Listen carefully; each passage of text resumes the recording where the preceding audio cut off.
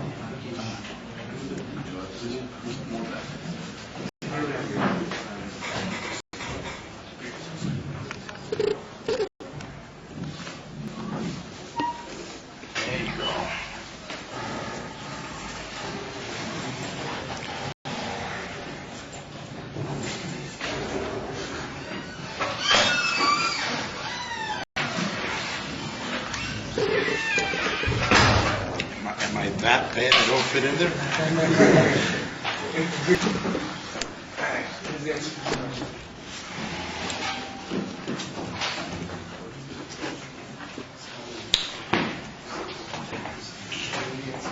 At least in our generation, Chassidim should say, if they're not saying it already, that Yud Shvat is actually the Rosh Hashanah for his kashrus. The Rosh Hashanah for connecting, if you will, with the Rebbe. And be that the case, obviously we are now beginning the days of slichos, days of slichot, in preparation for that. One of the purposes of the entire month of Elul in general, and one of the purposes, obviously, of the days of Slichot, is to actually give oneself an opportunity to make the proper preparations, the proper hachanot, to the day of Rosh Hashanah. Be that the case, I guess probably question number one has got to be, what is a Rebbe? What does the Rebbe mean to us? Who is the Rebbe? What is his place in general? And what is his role, if you will, in my personal life? And what I find many a time is in asking this question, you start getting answers, well, a Rebbe, boy, he's a tremendous advisor. Well, that's an advisor, that's not a Rebbe. Oh, he's a tremendous good person, he cares for everybody. That's a nice guy.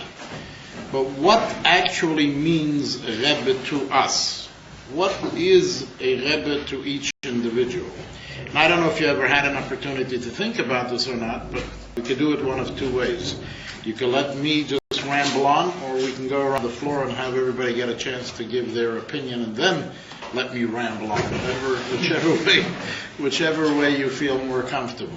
You can ramble on, yeah. You don't care if I keep on rambling. Okay. Actually, I'm going to read to you and translate to you a letter that the Rebbe himself wrote as to what a Rebbe is. And I don't think we need any more response or to better understand what the Rebbe is other than in the Rebbe's own words.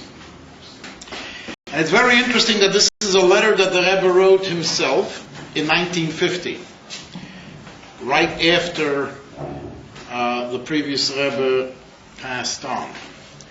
And it's interesting that the date of this letter is Gimel Tammuz. This letter was written Gimel Tammuz, the 3rd of Tammuz, 1950, Hey Tovshin Yud. And the Rebbe begins with the following question.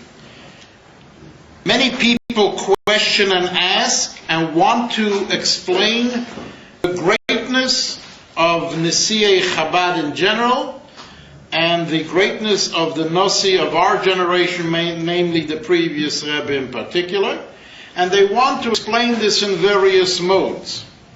Some people entitle the previous Rebbe as the man of self-sacrifice. Others entitle him as the great genius, the scholar. Others refer to him as Baal Midas, the man of action. Others refer to him as the tzaddik.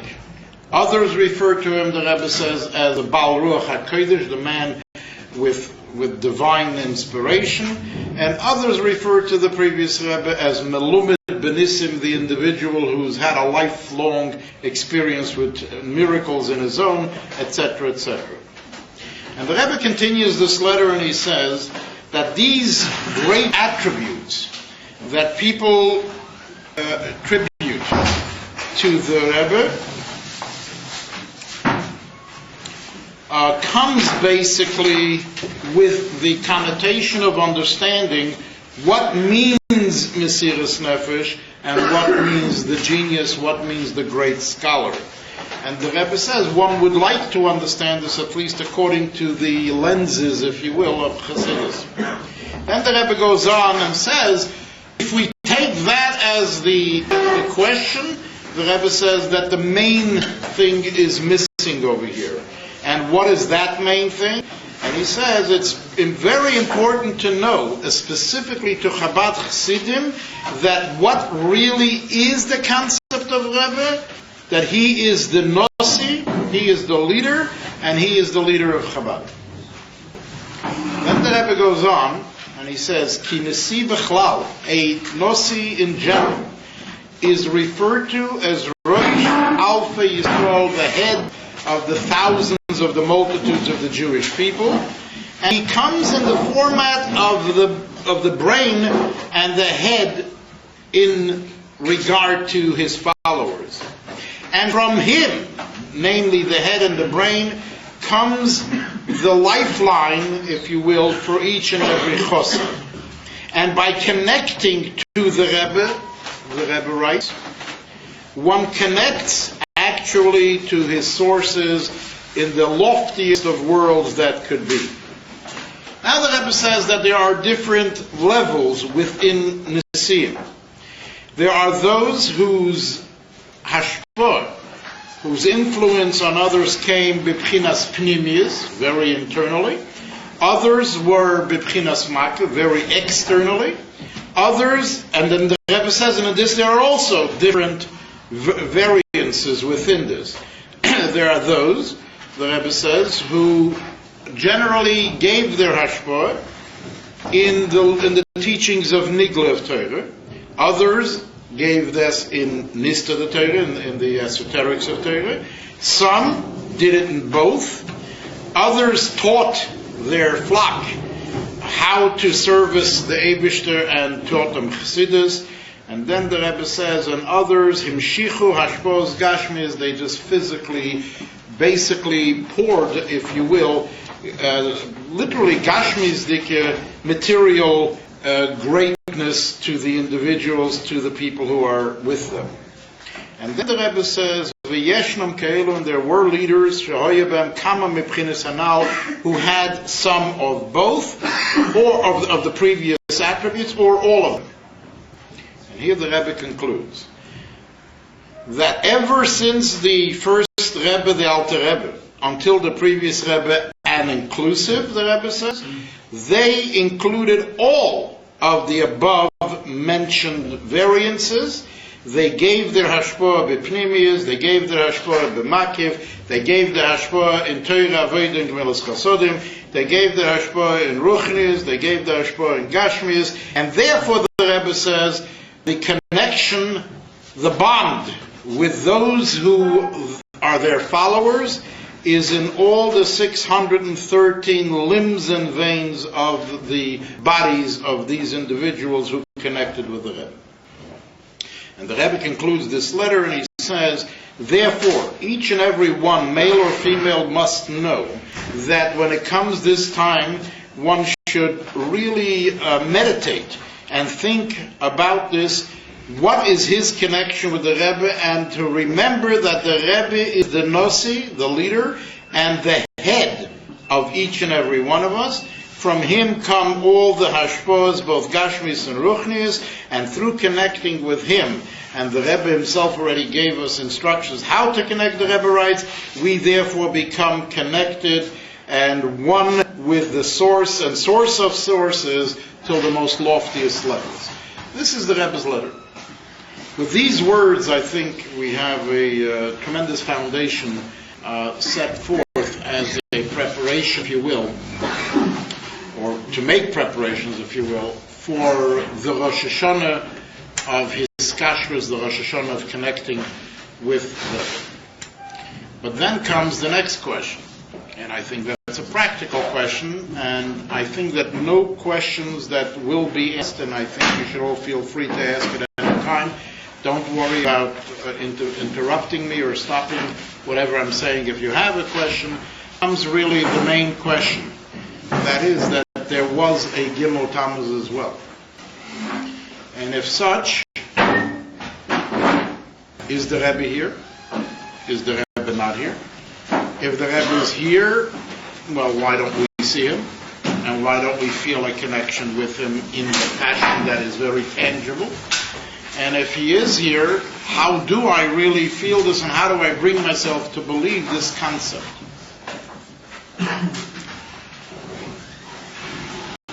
I think we have to begin with understanding that the concept of a tzaddik, the concept of the life of a tzaddik, that the life of the tzaddik is not a physical life to begin with, but rather, if you will, an optical illusion, has nothing to do with Chabad. This is not something that some wisecracks, especially after Gimel Tammuz came up with this concept and said, he's still alive, and therefore let's do whatever it may be.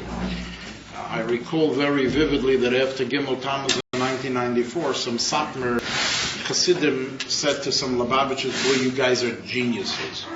Because after Rabbi Yoelish, the Satmar Rebbe, had passed away, there became a fight in Satmar as to who is going to take over the leadership. The Rebbetzin wanted to be Rebbe, and his Gabbai wanted to be Rebbe, and this guy wanted to be Rebbe. Everybody over there, and they started a whole battle as to who was going to take over. So the Satmar says to the Lubavitchers, you guys are so smart. I guess they were fighting, and you guys decided he's still alive, so there's no fight. That's the end of it. But this has nothing to do with Lubavitch. Obviously, if you studied Tanya, in the Tanya we recite a portion that says, Chaye HaTzadik Einom Chaim Besorim, that the life of the tzaddik is really not a physical life. Is not a physical life. The life of the tzaddik is a spiritual, divine life. But if we can go a little bit deeper into this, and I don't know if you've ever had a chance to see, but there are special Sidurim that are specifically used for Sephardic Jews.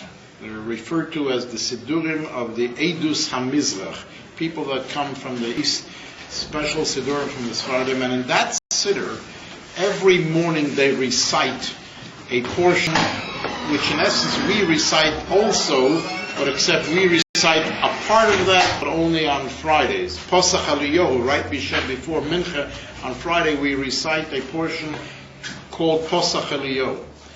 In that very Posach Aliyahu, the Sephardim recite every morning another piece to it. And the piece reads as follows. Kom Rab Shimon Posach V'Omer. Rabbi Shimon opened a discourse and he said that the Torah uses a term, L'cho Hashem Agdula V'Agvura V'Tiferes V'Netzach V'Ahud. We say this in davening every morning, this verse. And he says that this verse goes upon those holy people from Hebron. And the reason that it says so about them is because they are unique, different than the average person. And it is upon them, he says in the Zohar, that it is recited the verse, Hakitzu v'rananu shoich neofer, that those who sleep in the dust shall awaken. And he says, Ilu inun tzadikayu, this applies to the righteous people, the lav inun mason, that have never really died. It's a term in the Zohar. This has nothing to do with Lubavitch. I mean, maybe you want to say that the Rashbi was also Lubavitch, but that's okay, we'll accept that. Have no problems with that. But this is 2,000 years old. That the tzaddik does not die. In other words, the life of the tzaddik is an optical illusion, if I could use those terms.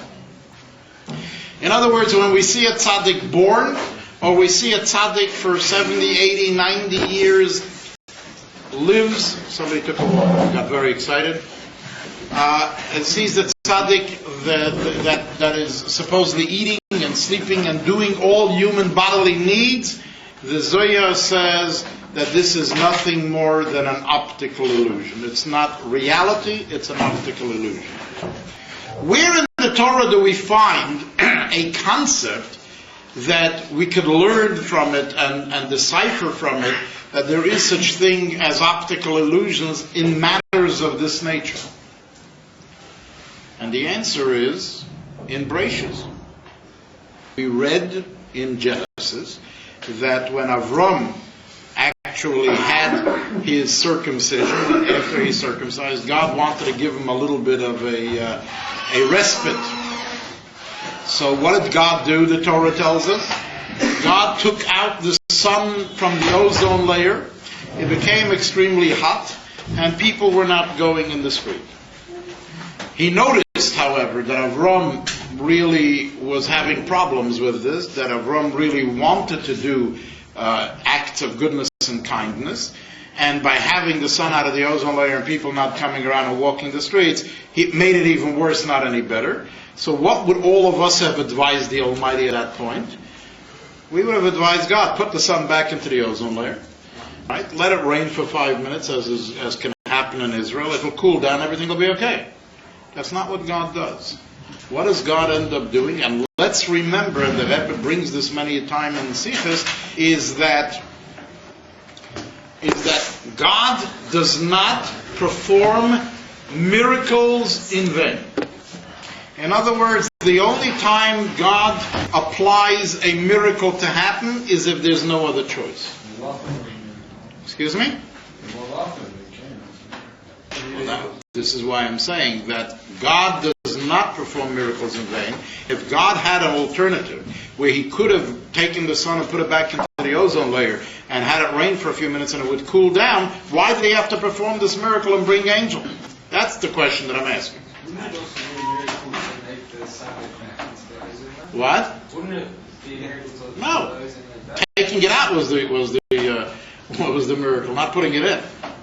Putting it back would have been a normal act of nature, because that's where the sun belongs, at least anyway. So it would have been putting nature back in place. Pulling it out was the miracle. Putting it back in would not have been a miracle. So the question becomes, A, why did God do this? And B, what did he end up doing? He ends up sending him angels.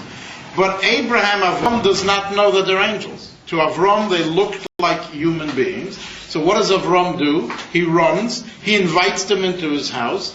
He gives them something to start up a meal, so to speak. Runs out into the backyard, grabs an animal, shechts it, prepares it. And what does the Chumash tell us? The Chumash tells us that Avram personally came and served them. He was the actual waiter at that moment. But the Chumash says in the verse, Vayochelu, they ate. And Rashi, obviously, the interpreter of the most simplest fashions of interpretation of the verses of the Torah, says, Nidmeloi kyoichlin, angels don't eat. So there was an optical illusion that they ate.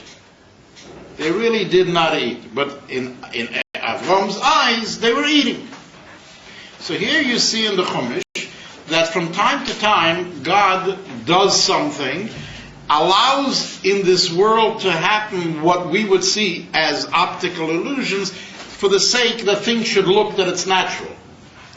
Because of the fact, and first of all, why does the Torah even have to tell us this aspect of the story? And the answer is Torah is a guide to us. Torah teaches us how to live and how to go about things and how God really masters this universe.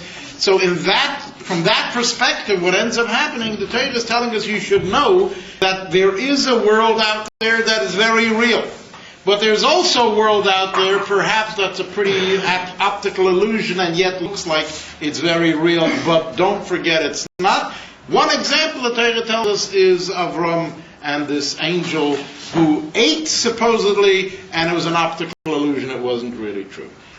Why did if you're going to bring from what Rashi says, then why didn't you bring from Vayechi where Rashi said Pshat is that Yaakov I'm not up to didn't that. die? Avram lives before Vayechi. I don't know. I'll tell you, if you really want to know the answer is, on the Shabbos Vayechi, I had to give a sermon somewhere, and I started that today's parsha is Va. Va! Somebody says to me, what do you mean it's Va? It's Vayechi. I said, you're not allowed to say Yechi.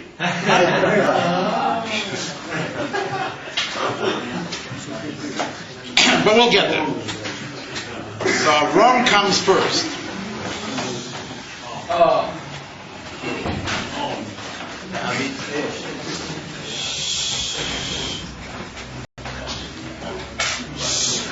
So why did the Torah have to tell us that there was an Avram with an optical illusion?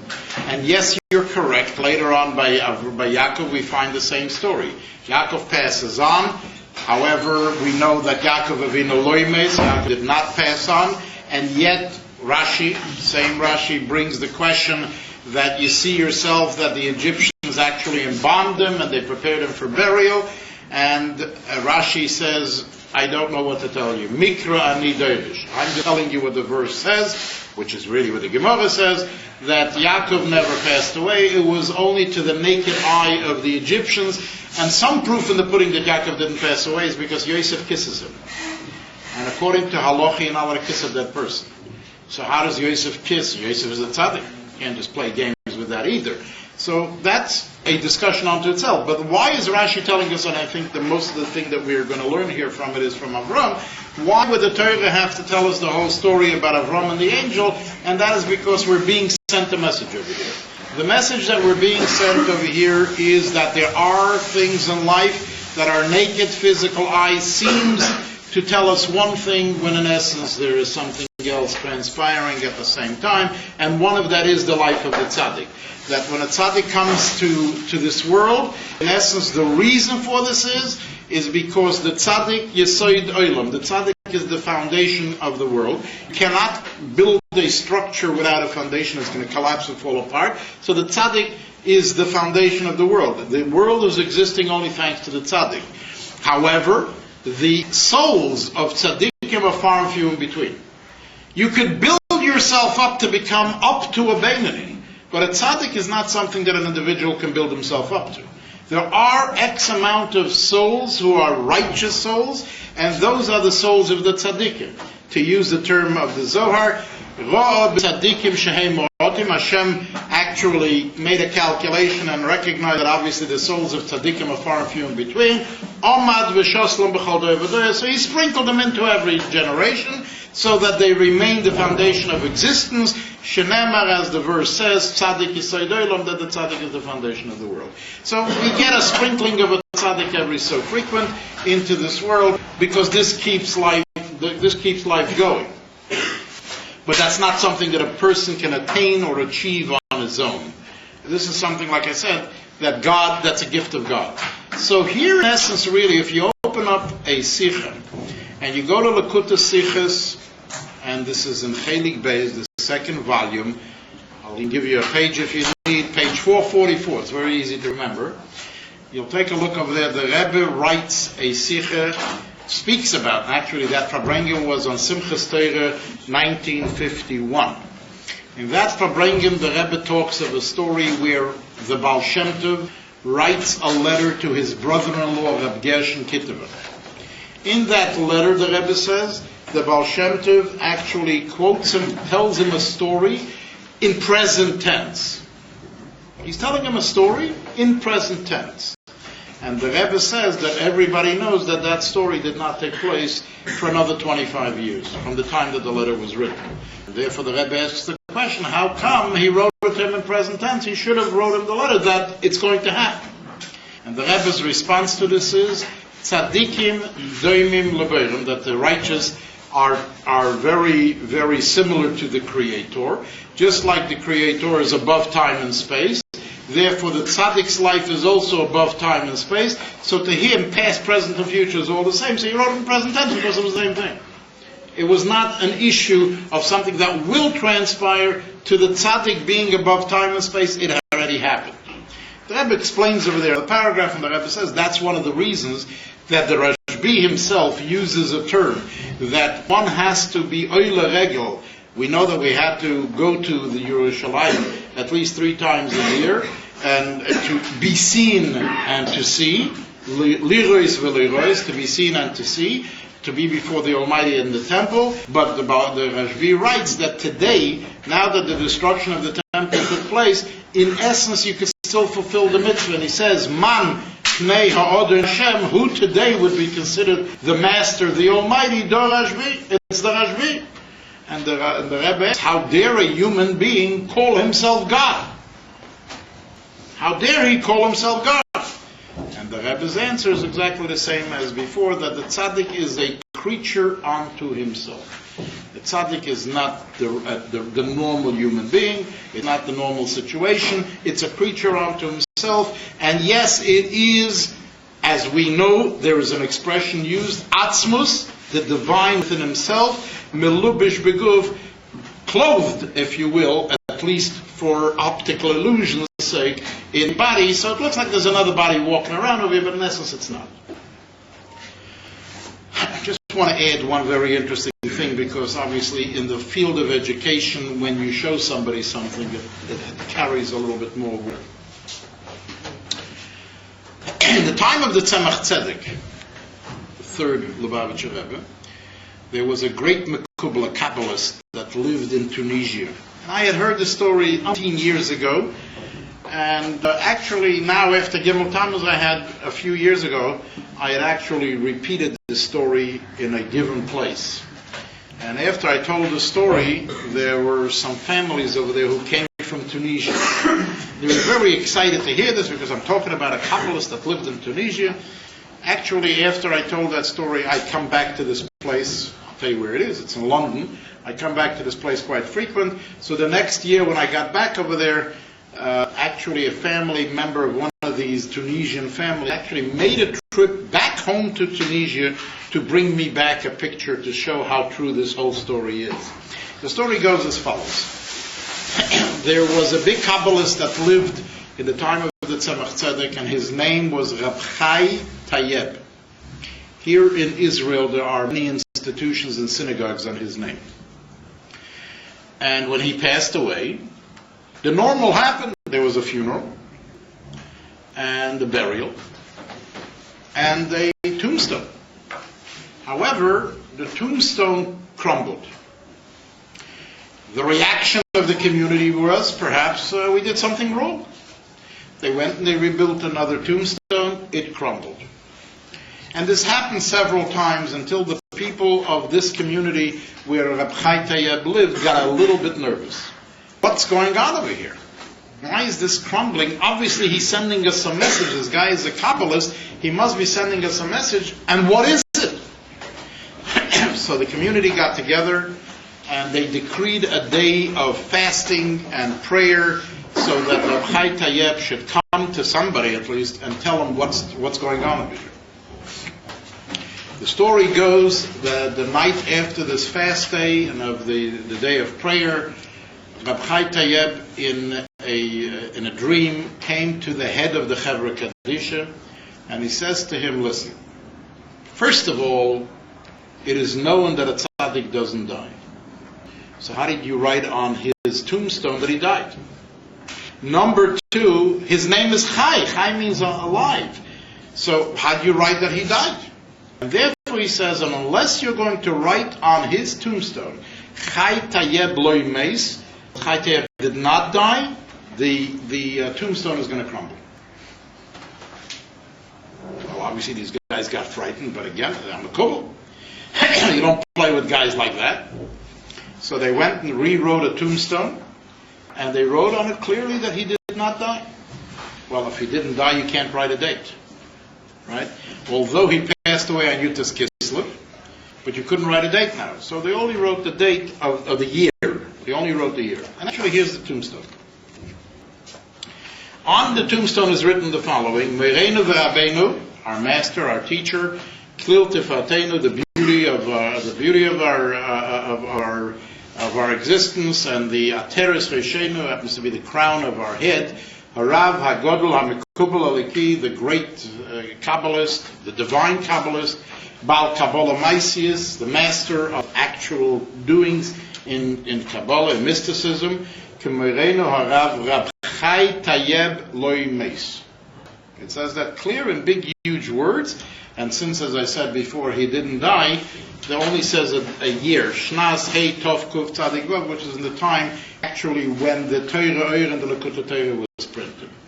And it's interesting because, as is in Israel, the tombstone in of itself covers the grave down, but then there's an L shape, also tombstone on the head, a headstone that's standing over there, and in there they have a memoriam, if you will, of the stones that crumbled from the previous matzevos, that people should remember what actually transpired, and they put that over there also to be seen. So the bottom picture is actually an enlarged version of the bottom of the tombstone, which it says clearly, and on the top picture you can see part of the L, and you can see over here on the top there are little stones from the previous tombstones that actually crumbled.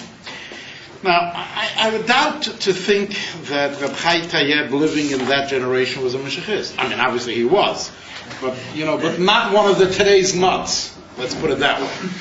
And I would obviously doubt to believe that he jumped up with something that would be not true.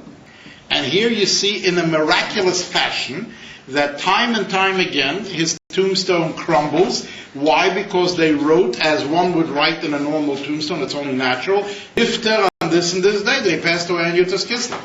And yet, when they change the text and they write in huge, large words, you see that out of all the words on it, only the name and Loi Meis is large, that's all of a sudden when things stop.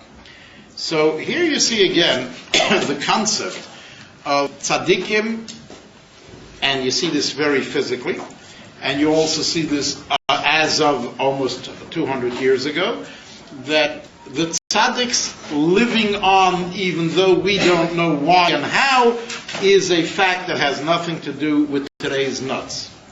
It's an old story. Now the Rebbe himself speaks about this also in 1985. There's a Sikha of the Rebbe on the 15th of Tammuz. On the 15th of Tammuz in 1985, when it was still in the middle of discussions about the previous Rebbe's library and the books and the court case and everything, the Rebbe tells a story as follows. You can hear the video, you can see the video, you can hear the tape. The Rebbe says like this, that someone came to him and told him that on Yud Shvat 1950, he was in 770. And therefore he saw the passing of the previous Rebbe. Yud Aleph Shvat, the 11th of Shvat, the next day, he was at the funeral. He saw the funeral and the burial.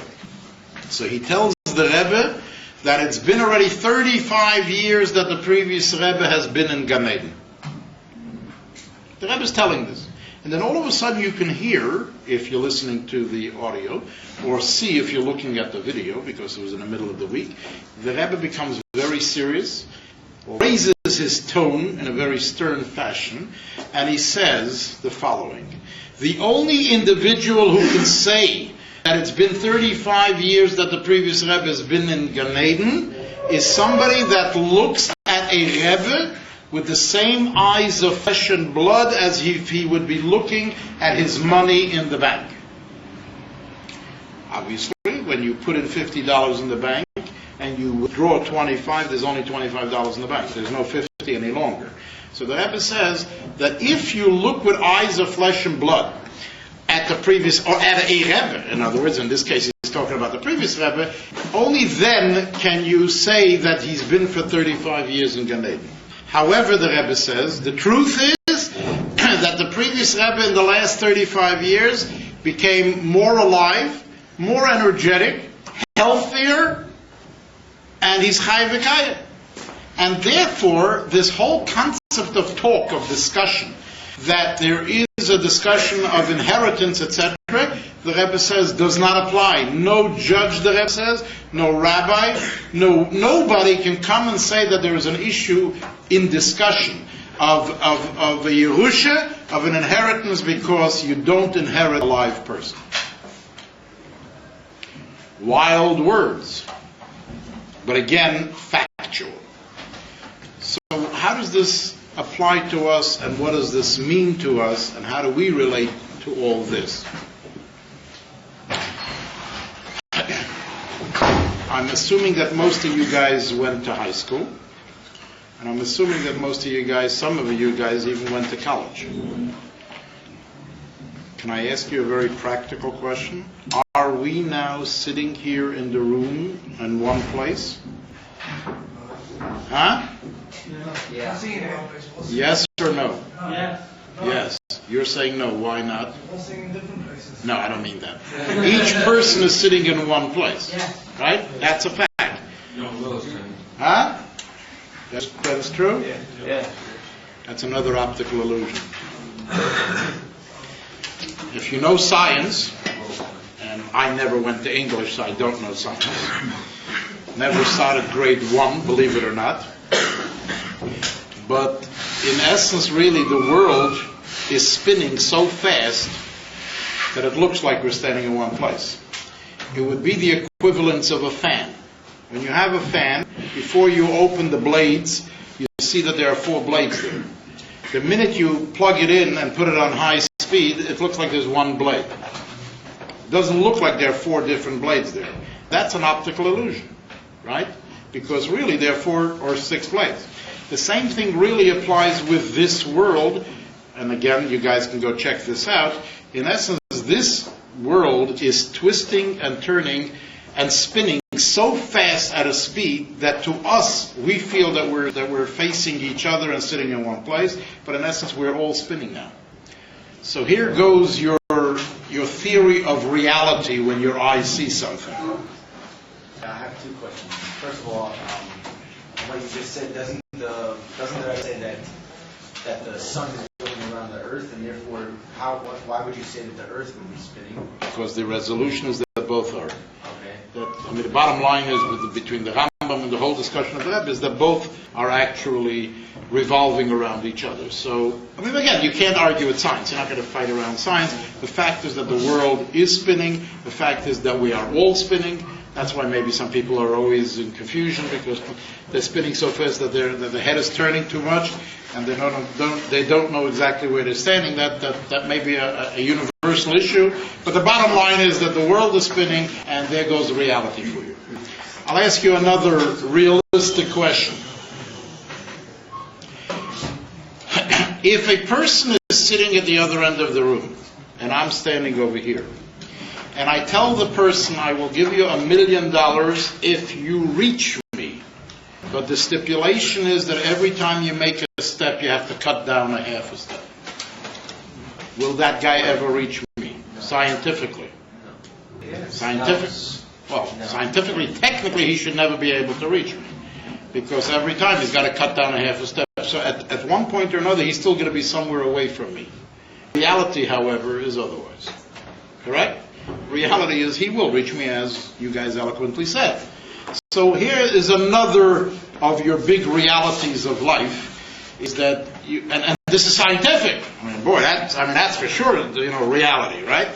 So the bottom line is that we see from all this that there are certain things that happen and go on in this world around us that may be very scientific and yet is not true, is not real, is not a reality, it's an optical illusion. So there's many optical illusions that take place in this world that we're not exactly sure why, how, and when, but that doesn't change anything. Just because I don't know. Huh? We're still sitting in the same place. Why are you sitting in the same place? Because the whole place is moving, we're still sitting. Fine, no, but then you're twisting with it. Okay, but we know we're twisting. You do? Well, I just told it to you. I know, but I'm saying, well, the thing that, for the science, I can prove it with the science that we're twisting. No. When I asked you a question, are we sitting in one locale without moving at all? And all of you guys said to me, yes. Now that I told you that you're twisting, I go, Chacham, you're telling me back you're twisting. I had exposed you to it. Just because I don't know aeronautics, and just because I don't know how the plane exactly takes off or lands, doesn't change anything. Right? I still go flying. There's a very interesting thing that you may notice. When somebody wants to go to a physician, you start doing checkups. How good of a physician is this guy, and then how great he is, and what are his statistics of healing and curing. And in essence, you're going to him because you're coughing, or your nose is running, or whatever. No big thing over here. You're not putting your life in his hands, and yet you want to know all his credentials. However, when you get on a plane, you put your whole life in your hands, and nobody ever asked the pilot what his credentials are. Anybody ever think about that? Which I'm going to tell you another secret, by the way. Maybe you know it. Automatic planes nowadays. Yeah, but somebody's got to. Believe me, if you sit in the cockpit, I wouldn't fly.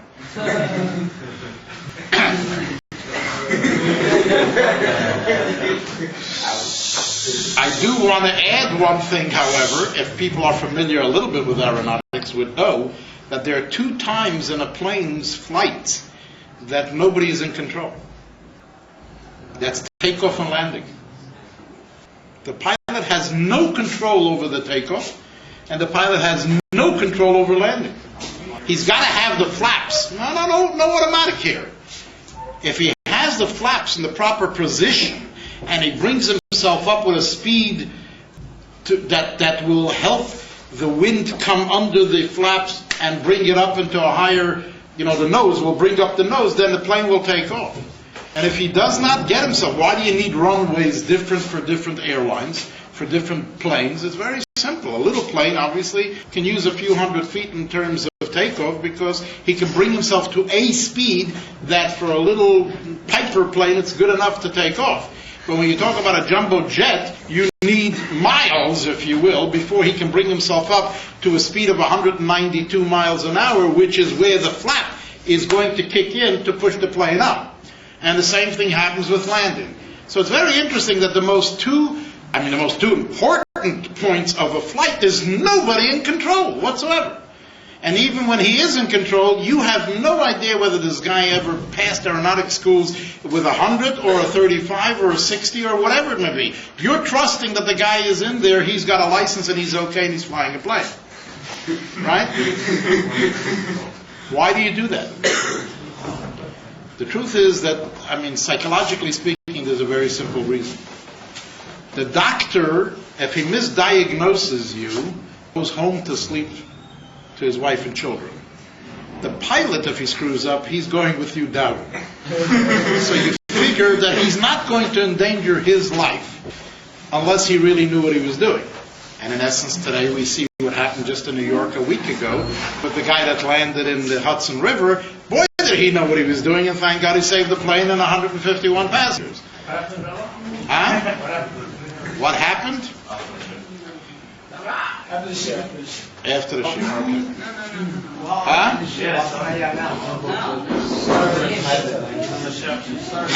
It's nothing so special. A U.S. air flight took off from LaGuardia Airport on its way to Charlotte, North Carolina, wherever the heck it was.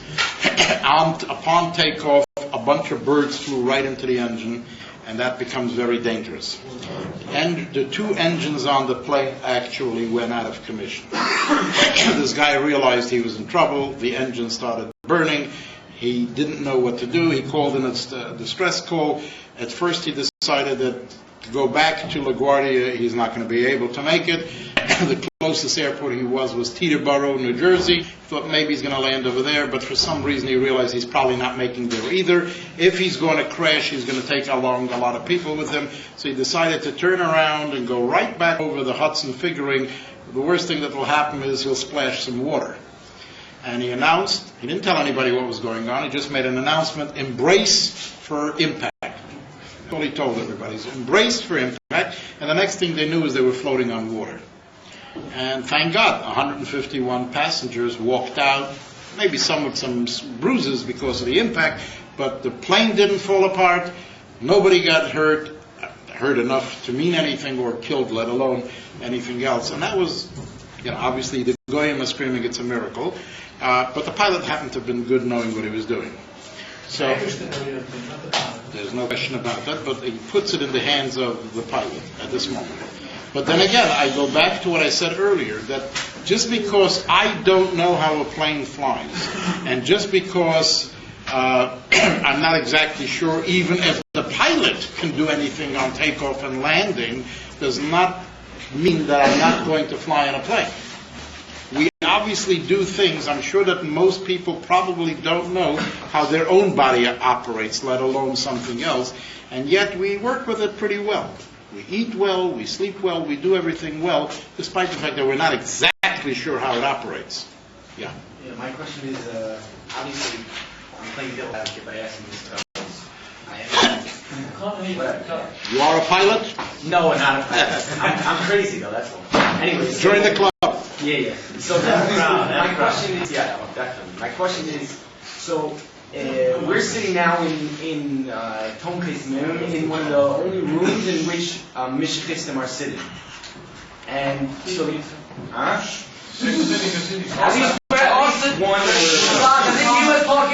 Anyway, so the question is, so obviously there are 250 people upstairs who know the same exact sikh as you know, who know that there's also the psychological aspect of flying a plane without knowing anything about the pilot, but yet they don't say Yichi and they don't say Beguf Gashmi and any of that other stuff that people say is crazy. So why is it that your opinion is any more correct than theirs, and so on and so forth? Excellent question. First of all, I have no opinions. That's number one. Number two is if everybody, and I was going to lead up to that anyway, ultimately, if everybody would learn, and that would be one of my recommendations at the end anyway, if everybody would learn the sikhs of 1991, 92, and Alefin and Beis, I don't think that anybody would have a doubt and a question in their mind as to what they're supposed to be doing today, whether or not to say Yechi, whether or not to be a Meshachist, and so on and so forth. The reason I say that is very simple. The Rebbe knows his customers, and boy does he know them well. For a few years in a row, and we'll discuss this soon at length, but just at least on one foot. For a few years in a row, the Rebbe used the line and literally pleaded and begged with Hasidim to learn the issues of Mashiach and Geula, of Mashiach and redemption, from the Lekutei Sichos of the Nossi Hader. I only know one Nossi Hader who had a book called Lekutei Sichos. So obviously he was talking about himself. And by the way, it's very amazing. If you followed the Rebbe for 40 some odd years, I believe that you can almost say that in a 45-year period the Rebbe used the word I, which is the only letter in the alphabet that must always be capital, maybe 3 times. And I mean literally 3 times. Once the Rebbe was talking to President Katsav of Israel, and he was sending a message to Shamir at the point, and the Rebbe told him that I, mentioning his own name, put him into office, and I can get him out of office. Which he did, by the way. That was one of the I's. There were like three times in all of the 45 years that the Rebbe used the term I. The Rebbe was extremely modest to the point where those words were just not in his lexicon at all.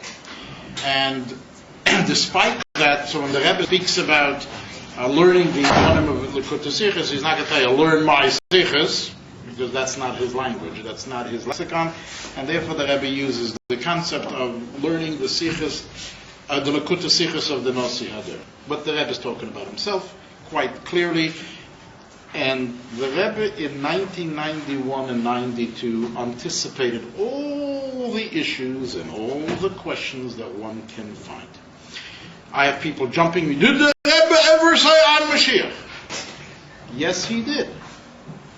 When did the Rebbe say this? The Rebbe said it in a Sikha of 1992. I'm assuming that you guys read even the Psulas HaGeula, even if it's only in English. In there, towards the end, the Rebbe talks about a Sikha, talks about the word miyad, now. Mashiach now.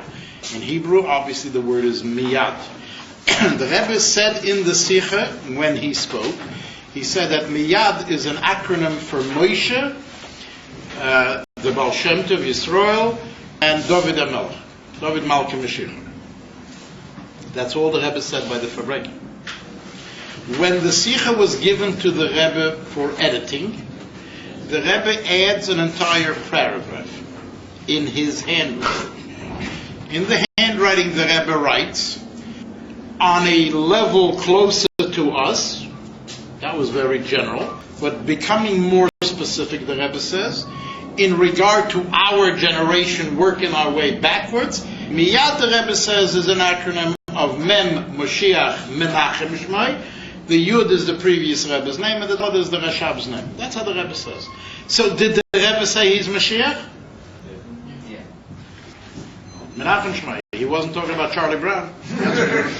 Right? Now, why did the Rebbe do this? And I'm not a Rebbe. You know, in Hebrew there's an expression, Ilu Yudaitiv Hevisiv. If I would really understand the ways of the Rebbe, I would be a Rebbe myself. But you know what? You don't have to be a genius to figure this one out. There were people, and still are people, who sometimes thought that they knew the Rebbe's inner intentions better than the Rebbe knew it himself. So if the Rebbe would have said this verbally, as he said every sefer, there would be some smart Alex who would come along and start saying, well, this is not what he meant that, and you know, on and on and on. So what does the Rebbe do? He says, I'm not going to say it in the afternoon. This was on a Shabbos. I'm not going to say it in the afternoon. I don't need anybody to pervert what I said. I'm going to put it in handwriting. Handwriting you can't argue it. He can't tell me he meant to write. He wrote. So the Rebbe was crystal clear about this issue, but I hate to tell you, in my travels, and I do a lot of that, and in speaking to crowds, and not only to Lubavitchers, by the way, which is another issue. Part of the stuff that these guys, why they're saying you shouldn't say it or you shouldn't be talking about it, is because it's not the Oifen HaMiskabel. It's not acceptable. People are going to get turned off to Judaism. You guys are all in Israel, right? Okay, that's not an optical illusion. You're all in Israel, right? In Bar Ilan University, right down the street, there was a study that was done. And the study came to the conclusion that 93% of Bali Tshuva since 1994 came from Mishachisten, not from the others. If this, if today, Baruch Hashem, everybody's working on Bali Tshuva. That's in Israel or the whole world? Whole world. So, which is very interesting. If Mishachisten are turning Jews away because it's not B'Ofen HaMiskabel, how come 93% of those who are coming didn't get turned away? So it's either the Baal Tshuva is nuts, or those guys are nuts. It's one of the two. Right? So my conclusion is that they're nuts. Yes? Okay, I'm going to ask you something different. I'll tell you different. How can people have the chutzpah to say that in Lubavitch if they don't believe there was Mashiach? How come what? How can people have the chutzpah to say that in Lubavitch if they don't believe there was Mashiach? If what? If they don't believe there was Mashiach. Very good question. Excellent question. His question is, how dare individuals call themselves Lubavitch if they don't believe that is Mashiach? Excellent question. We'll talk about it. Go ahead. Also, the other question is, the yeshivas, inverted commas, the Lubavitch yeshivas, which like, are so scared to talk too much about Beis Yeshiva Babel. I don't know a lot, but I know a little bit. Like, they just like hide everything which is true because they don't want to turn off you're using terms too freely. Lubavitch yeshivas and they. Okay, I happen to have a Lubavitch yeshiva in Cincinnati. Oh, that does right. That's all. Okay, let's be very specific. That's all right. So let me tell you something that happened many moons ago. There was an older chassid whose name was Rebel Rifkin. Huh? You know him? Huh? You just read about him? Rebel Rifkin was a bocher at the time of the Rashab. He was actually in the house, and actually what they would call a mashpak, an individual that was helping out in the house of the Rebbe at the time when the Rashab was passing out. And he wrote a book, actually, and maybe that's the relationship of where you heard the name. He wrote a book called Ashkafte the Rebbe, The Passing of the Rasha. He came to America way before the previous Rebbe came to America. And as such, being the scholar that he was, he became a Rosh Yeshiva in the Yeshiva of Torah Vadas, non-Lubavitch institution. Actually, he was the one that gave them smicha. Everyone that actually ever graduated Torah Vadas, non-Lubavitch school, he was the one that signed their ordination certificate, if you will, until he passed away. Being that he came to America that early, his daughter married a non-Lubavitcher, because there were no Lubavitchers here at the time. His daughter married an individual whose name was Ben-Zion Shurin. Ben-Zion Shurin is also Talmud Chacham, but a Litvak, non-Lubavitcher. To be honest with Frank, he hated Lubavitch a little bit. He married somebody whom he hated. Let's put it that way. Abel Rivkin eventually, and by the way, just to add for the sake of the completion of the story, his wife actually grew up with the Rebbe's wife, with the Rebbetzin. And they were very close friends even later on, despite the fact that nobody would obviously go just pay visits to the Rebbe's house. She and the Rebbetzin would spend a lot of time together on President Street. So he moved in and lived, and I don't know if you guys are familiar with Crown Heights, he lived on 706 Eastern Parkway. That's the big apartment building on Eastern Parkway, corner Brooklyn. One day, on the same side of 770, as you arrive to Brooklyn, there's a huge apartment building in there. He lived in that apartment building. One day he came home from yeshiva, and he attempted to put the key into the keyhole, and it was stuffed. Couldn't get the key in. He had no idea what happened, nor did anybody else have any idea what happened, but the son-in-law, Ben-Zion Shurin, who also happened to have been a journalist, if you will, in addition to everything else, who was writing for the Forwards.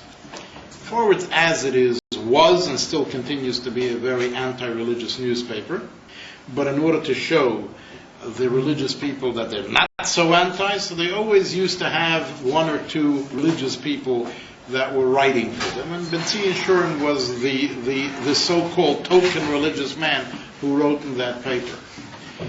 That Friday, Ben-Zion Shurin came out with a headline that Lubavitcher terrorists, that's what he wrote, Lubavitcher terrorists stuffed the doorknob the key knob of his father. I wrote a whole article about these Lubavitcher terrorists, not knowing whether it was even true or not, but that's what he wrote. In those years, the Rebbe did not verbring every Shabbos. In those years, the Rebbe verbring obviously Shabbos and Worship routinely, and if there was something special, but all of a sudden, this Shabbos the Rebbe verbrings.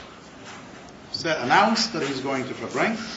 The Rebbe spent a verbringen of 3.5 hours on a Shabbos, basically shouting at the top of his lungs that I am Lubavitch. I set the tone for Lubavitch, and in Lubavitch there are no terrorists. And if they are terrorists, they're not Lubavitchers.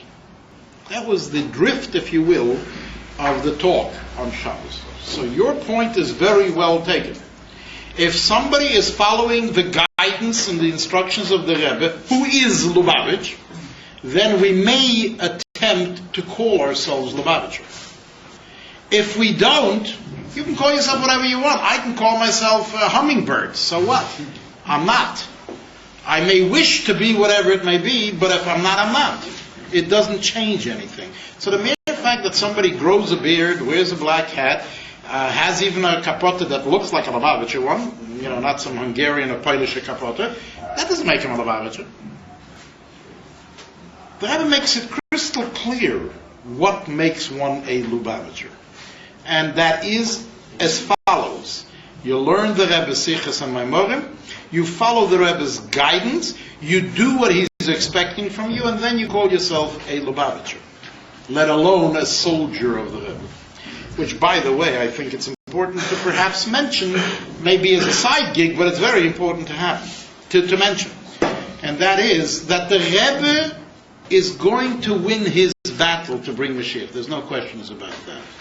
The question is only whether we will have the schus of being the Rebbe's frontline soldiers to carry this out, or if not, because we're busy in politics and in other garbage, then the Misnagdim are going to carry this out.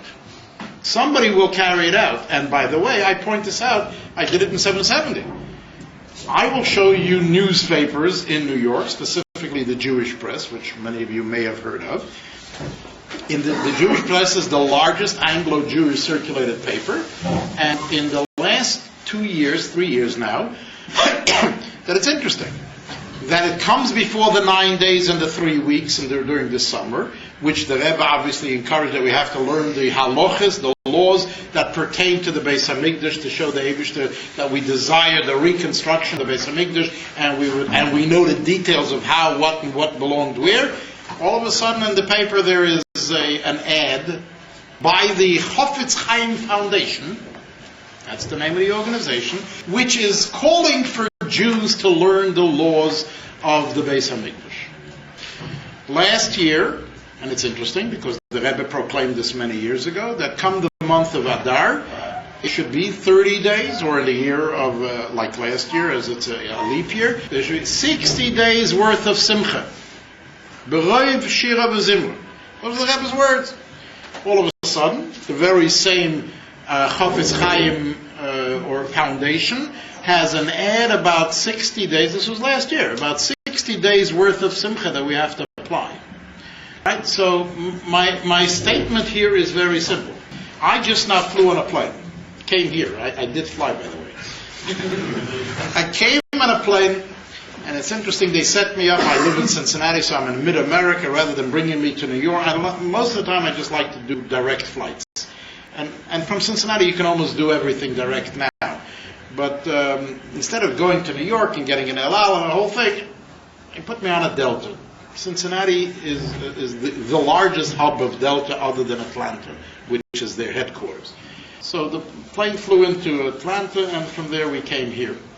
In Atlanta, I know it's a 737, it's a huge plane, and a lot of Jews on the plane. So when it started getting a little bit light, I was on the plane with several Lubavitchers that came here from Florida, actually. Moti Anati, the guy's coming from Florida. This guy runs the Beis Mashiach in Fort Lauderdale, Florida. Wild man. He gets up in the morning and he says he has to make a minyan. He has to make a minyan. Well, if you know how a 737 looks like, in the back there's a huge kitchen big enough to have a minyan there. So he's running around the plane looking for the minyan. All the Litvakis and the Misnagdim on the plane either already davened b'yechidus on their own, or they're still snoring and sleeping, but he's looking for a minyan. Well, for Lubavitcher, that's very nice to do. In the meantime, he starts his minyan, and I noticed that a Litvak, a Misnagidl, grabs a male flight attendant, a Dayal, and he's putting on tefillin with him. Miftzah tefillin. Not the Misnagid was looking for the minyan and the Lubavitcher was doing Miftzah Tefillin. But upside down, the Lubavitcher is looking for the minyan and the Misnagid is doing Miftzah Tefillin. There was only one mazel, that the Misnagid was not ready to take off his yarmulke to put it on the flight attendant, so he could put it on Tefillin. So this Moti Anati had to pull his yarmulke out, which had a big yechi on it. All around the yarmulke. So this guy is standing with a misnagid, with a huge yechi yarmulke, and the misnagid is putting on film from the dam. So here once again you see, in Hebrew we would call this olam hafuch. The world over here for some reason is upside down. Something is flying backwards over here. That the Lubavitcher is looking for the minyan and the misnagid is doing Miftzah Tefillin. Right? However, Very good. However, that's my point. My point is that the Rebbe says clearly, these are the issues that are going to take place and transpire for Mashiach to come. You guys want to be my foot soldiers, or you guys want to be my frontline soldiers. God bless you. Obviously, that's the way it should be, and we should be proud of ourselves that we would have the schus to be so. However, you're busy doing other things, and you're not going to do what I'm asking you to do. I'll win the war. One of the things of Mashiach is Yinatzeach. He's going to succeed. The question is he going to succeed with us and we'll have the schus, or is he going to succeed with Charlie Brown and he'll have the schus? But somebody is going to have the schus to help carry this matter out. So again, to your question, I'm going to make it crystal clear. If somebody follows the guidance, the instructions of the Rebbe, and does it the way the Rebbe asks us to do, yes, he is a Lubavitcher and a soldier of the Rebbe. Does not do what the Rebbe wants? No, he's not a Lubavitcher, even though he may be masking himself as such. What happens if you trying your best, you try to do what the Rebbe is asking you to do, but never. There's no such thing. There's no such thing. Does the Rebbe say you have to say Yechid? Excellent question. If you believe the Rebbe is Mashiach, you're not in such a like. You believe the Rebbe is Mashiach, but you're not up to Yechid yet. No, you believe the Rebbe is Mashiach, you say Yechid, but you don't consider that. You have fallen. What does that mean? Yeah, it's a horror. Baruch Hashem, we all have it. I mean, I'm not exactly sure what you're asking. There is no such thing as you're not up to it. And by the way, I just want to point out something very interesting, which is a total side issue, but I think it's important for us to know. When the Baal Shem Tov comes to the Heichal HaMashiach, to the chamber of Mashiach, and he asks him, Amos HaKosimar, when is the master coming? What did he answer him? Likishia Futsu, Mainasecha Chutzu. Now, two things. First of all, the story of Amos HaKosimar happened 1,000 years earlier. The Gemara in Sanhedrin tells us a story that Rabbi Yeshua ben Levi came to Eliyahu Hanavi and says he would like to meet Mashiach. Eliyahu Hanavi tells Rabbi Yeshua ben Levi, you can find him at the gates of Rome. He says, but if I find him at the gates of Rome, how am I going to know who he is exactly? He described him that he's sitting over there with all the paupers of the city, but he's a little bit unique. All the paupers of the city are drawing and changing their band-aids, if you will. They take them all off, and then they put them all on. He does one at a time. And the reason for that is that in case he gets the order that now is the time of redemption to reveal himself, he shouldn't waste any time. Because, at least according to the Tanakh, Mashiach is supposed to be a struggling individual. So, the Gemara tells us, Rabbi Yeshua ben Levi comes to the gates of Rome, and sure enough he sees a bunch of paupers, and sure enough he identifies the guy that the Eliyahu Hanavi tells him, and he walks over to him and he asks him in this jargon, Amosai Kosimar. And to him the answer was Hayoim. He got very excited. Hayoim means today. He got very excited. However, we all know that the today came and went and nothing happened. So Rabbi Yeshua ben Levi gets a little bit perturbed, and he runs back to Eliyahu Hanavi and he says, you know something? Your Mashiach that you told me was the guy is a liar. He told me today and it didn't happen. So Eliyahu Hanavi told him, you know what? You got so excited when you heard the word today that you forgot to hear that he told you today, etc. He didn't tell you today. He said today, etc. He was actually quoting a verse of the Torah that says, Hayoim im bekoilei sishmo. Today Mashiach can reveal himself if you hearken, if you listen to him. So you got so excited when you heard the word today that you didn't listen that he said, etc. So he didn't mean today physically. For 1,000 years we didn't hear anything about anybody, and then all of a sudden the Baal Shem Tov comes along, uses exact same language, Amosai Kosimar, and he gets an answer, now let's get this over here clear. A, why in 1,000 years did nobody talk about it? number one. And B, why couldn't Mashiach be consistent? Either he should have told the Baal Shem Tov also today, etc., or he should have told Rabbi Yeshua ben Levi when Torahs will be spread. Right? The second thing is, if you speak Hebrew, he should have told him, he meant to tell him, when you're going to spread Chassidus to the farthest corners of the world, he should have told him, when your Torah, when your teachings will be spread to the farthest corners of the world. Why do you say, my noisecha? My noisecha means wellsprings. So first of all, the answer is as follows. In Tehillim we say, Elef shonim b'einecha kirei mesmer, that in the eyes of God, 1,000 years is but one day. So there is, it's written in Svarim that what he was basically telling him when he said to him, Hayoim, he was basically alluding to him that if things are going to happen on a normal basis, it's not happening for the next 1,000 years. In other words, obviously, if Jews do tshuva, it can happen any second. But in the normal plan of things, it wasn't going to happen for another 1,000 years, and that's why we don't see much that goes on about Mashiach in the 1,000 years. When the Rambam came along, the Rambam was already towards the end of the 1,000 years. The Rambam says, "Hey, now that we're getting closer to the end of the 1,000 years, we got to pull Mashiach out of the freezer, throw him out, and start talking about it." So the Rambam writes about Mashiach and starts talking, how do I identify Mashiach? Then comes along the Baal Shem Tov and he says, you know what, the 1,000 years are up. That question that Rabbi Yeshua ben Levi asked him last time, when are you coming, is applicable once again. The 1,000 years are up and it didn't happen. So he went and he came to the chamber of Mashiach and he asks him the same question, when are you coming, with the same words that Rabbi Yeshua ben Levi answered. Well, to him he couldn't say Hayyim. He couldn't tell him it's going to take another 1,000 years, because it's not. And to tell him when you spread your teachings, he couldn't tell him either, because that's also not true. If the Baal Shem Tov would take his teachings to all the Misnagdish yeshivas, that wouldn't bring Mashiach.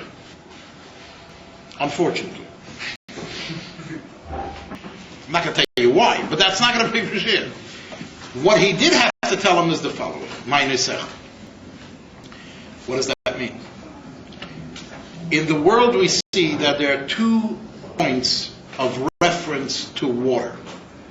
There is the revealed waters. There is the water that's in the sink. There's the water that's in the ocean. There's the water that's in the lake. There's water that when you see it, when you walk by it, you see it. It's not concealed, it's not hidden. And it's water that if you're very thirsty, you can take a drink. There's no question about it. But the danger of that kind of a water is that it also can be contaminated by the atmosphere. And there's a second set of waters. The wells. These are waters that you don't see. You have to dig for that. It's subterranean, but those waters are so powerful that anybody, again, scientifically that's familiar with science knows that water that is subterranean is so powerful that it can actually go through brick. If it's going with a stream, it can literally drive right through cement and brick and so on. So that's how powerful the water is. But one thing you know, it's pure. It's called Mayim Chayim. It's called the living waters because it's so powerful. So what the Baal Shem Tov was told, by the way, from Mashiach, I just want you to hear the end of this point, is what the Baal Shem Tov was told by Mashiach is that in Judaism there are also 2 kinds of Jews. There's the Jew by birth, or frum by birth kind of guy, which is likened to the lake and to the ocean and to those waters. When you're walking in the street, you see the guy walking with the beard and the kapot and the tzitzis and the yarmulke, you can tell right away it's a Jew. But that guy can also be contaminated by his surrounding. Then you have another level of it. You're walking by a Jew. When you see him, he looks like a non-Jew. He's doing no Torah, he's doing no mitzvahs, he's nothing. He was born to a Jewish mother, but that's about the extent of it. So the Baal Shem Tov told him that I will not be coming until yafutzu mai noisecha, until you get out there in the street and you find those concealed waters, you find those Jews who are not frum by birth. They were not going around with the big yarmulkes in the street and who knows what and claim to be Lubavitchers, right? You go look for those guys that today may look like just a Gentile out there in the street. But when you all dig through that water, boy, are you going to get powerful water there. And this guy does not get influenced by the surrounding. It is referred to as Mayim Chaim, as the living waters. That's when Mashiach is going to come. So you guys are playing a major role here. I mean, this is very serious. I'm not trying to flatter anybody, but this is a very serious matter. So when we go back to the question of when people say and want to say and believe and don't believe, and yes you say Yechi, no you say Yechi, the answer is the Rebbe sets the tone of what Lubavitcher is about. The Rebbe sets the tone of how a Lubavitcher is supposed to act, and if we do so, yes, we're Lubavitchers. If we don't do so, we've got a problem. Now we have one more issue, and that is you say, how come they don't want to say Yechi, and are they living up to whatever, or they're afraid they're going to turn Jews off? Let me tell you what the Rebbe says, by the way, but this Oifen HaMiskabel business. Number one, I don't know why they always harp on this word Oifen HaMiskabel, because I will show you that in 1967, when the Rebbe proclaimed the campaign of Tefillin, Mivtza Tefillin, the Rebbe writes to many people, one specific letter that the Rebbe wrote to Sydney, Australia. I see that there's some guys here that sound like they come from Australia. South Africa, okay, just as good. It's both downtown. Sydney, Australia. The Rebbe wrote a letter to the president of the shul of where Rabbi Feldman became Rov eventually, and the Rebbe writes to him the following: they should obviously be involved in Mivtza Tefillin, but the Rebbe writes to him, B'oifen HaMiskabel. And let's be realistic. If I walk on 42nd Street in Manhattan, and I walk over to a Jew and I say, you know, the Rebbe is Mashiach, what does he care? It doesn't bother. But if I walk over to that same guy and I grab his sleeve and I pull it up and I start putting on tefillin on him, it's a lot less miskabel than saying the Rebbe is Mashiach. Right? Then he gets a little bit bothered. Don't schlep me over here all of a sudden in the middle of the street. You put me on these boxes and I look like a Michigan. Right? It's a lot less miskabel. Yet, it doesn't seem that anybody has any problems with Mivtza Tefillin. And the reason for that is, it's been going on for so long, so it's okay. And it's not the final Mivtza, so to speak, in the world. So, but as we narrow down what's left to be done, the Sofan, or the Yitzhahara, and as the Rebbe always used to refer to him, that Klugenker, the little wise little guy, starts getting smarter in trying to find angles. How can I stop it? So again, let's use the Rebbe's own words. The Rebbe says the following in a sikh.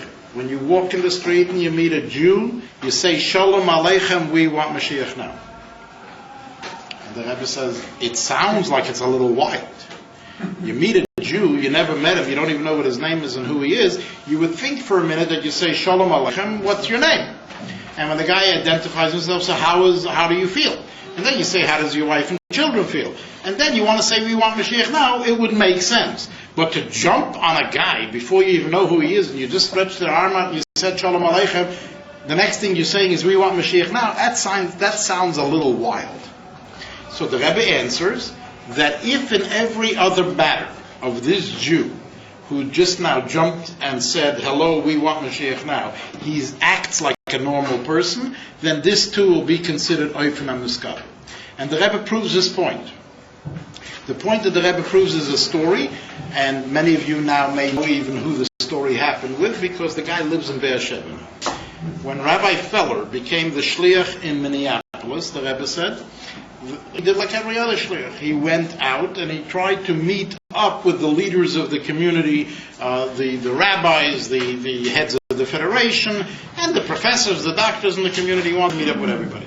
So at one point, he was trying to meet Dr. Velvel Green, who today is in Beersheba University. But at that time, he lived in Minneapolis. Whenever you said you can answer, it says one of the mashpis upstairs, he was the chayzer on the Toshimim Alf Toshimim Sechais, yeah? You know Velikovsky? Yeah. So he was a chayzer, right? And he's not a mashchis. He was a chayzer with my mom, and he looked him down, and he doesn't seem to be a mashchis. Let me finish the story. So the Rebbe tells the story that he wanted to meet with Dr. Velvel Green. Dr. Velvel Green came from a family in Canada, Winnipeg, I think it was, and basically he was a Yiddishist. I don't know if you're familiar with that, but these are basic communists whose Yiddishkeit means that you speak the Yiddish language. There's no religion involved in this at all. As a matter of fact, they're very anti-religious. So Velvel Green just didn't want to meet with this guy. Whatever, he's a guy with a black hat and a beard. What is he? He doesn't want to meet with him. But you know how shluchim are. If you don't let them in through the door, they climb through the window. So Moshe Fella is nudging and nudging and nudging, and he can't get rid of him. So finally, Dr. Velvel Green came up concocted with a tremendous thought. He said to himself, you know what? He's going to keep on nudging, and I'm not going to want to see him. He's never going to stop. So he says, let me grant him an appointment for 20 minutes, and after that he can't bother me anymore, because after 20 minutes, that's the end of it. Goodbye, I saw you already, now don't bother me anymore. So he set him up an appointment. The Rebbe says that the appointment was set up for a winter afternoon at 4 p.m. The Moshe Feller arrives to Dr. Green's office before 4 o'clock, and he's sitting in the waiting room and waiting, and exactly 4 o'clock the door opens up, Velvel Green opens the door, in comes Moshe Feller. The minute he walked through the door, the Rebbe says he remembered that he didn't daven mincha yet. It's 4 o'clock. The shki is going to be shortly. So Moshe Feller pulls out his gartel out of his pocket and turns his face to the wall, to the eastern wall, and starts davening mincha. This guy never saw anybody davening anyway, let alone mincha, and he starts thinking to himself, he says, look at this idiot. He says, 2 years he's chasing me around, and I didn't want to see him. I finally give him 20 minutes of an appointment. 10 of it he's talking to the wall. Right? So sure enough, as soon as Moshe Feller finished mincha, he asked him the question, and Moshe Feller explains to him the importance of mincha, and that he didn't daven it yet, and so on and so forth. So the Rebbe says that was a wild move. But the Rebbe uses this as proof in the pudding. And the Rebbe says that since in everything else Moshe Feller was normal, and obviously the conversation that they had later was a normal one, and the Rebbe says, so where is Dr. Velvel Green today? He's a Lubavitcher Chazan. Right? So he says, so here's your proof in the pudding that even if you do something that sounds to be not normal, as long as in everything else you act like a normal human being, it will be accepted. So the Rebbe basically is telling you very crystal clear. You meet a Jew in the street and you say, Shalom Aleichem, we want Mashiach now. It is Oifen HaMiskabel. So don't let anybody mislead you that it's not. Now you asked a question, young man. Yes. Let me ask you a legal question. Both halachically and civilly. If I write a contract, and then I write a revised edition of this contract, which one stands?